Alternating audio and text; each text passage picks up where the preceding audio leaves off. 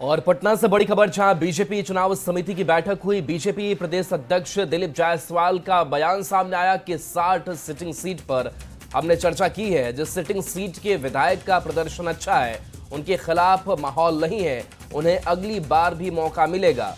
कुछ सिटिंग विधायक के खिलाफ माहौल है तो उस पर भी गंभीरता से विचार होगा। महिलाओं और युवाओं को प्राथमिकता दी जाएगी।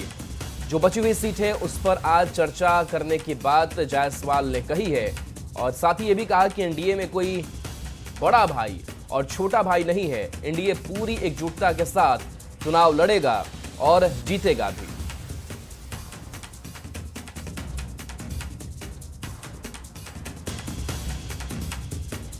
तो देखिए, खास करके जो 60 सिटिंग सीटें हैं उस पर मंथन किया गया है और बताया जा रहा है कि जो बाकी बची सीटें हैं उस पर भी मंथन किया जाएगा। लेकिन दिलीप जायसवाल ने ये इशारा किया है कि जिन्होंने अच्छा काम किया उनको टिकट फिर से।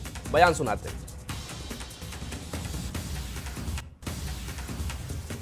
आज हम लोगों ने करीब 60 सीट पर चर्चा हम लोग कर पाए, सिटिंग सीट पर, बचे हुए सिटिंग सीट पर, और जो हारा हुआ हमारा सीट है जिस पर कि बीजेपी पिछले बार 2020 में लड़ी थी, उस पर कल फिर चर्चा होगी और कल फिर 6 बजे से चुनाव समिति की बैठक होगी। आज 60 सीट पर चर्चा हुई है। जो हमारे वर्तमान विधायक हैं उनके परफॉर्मेंस पर और वहां से जो लोग संभावित उम्मीदवार ने अपना इच्छा जाहिर किया है उन लोगों पर भी चर्चा हुई है। ने टिकट में तो हमारा 3-4 तरह का क्राइटेरिया है।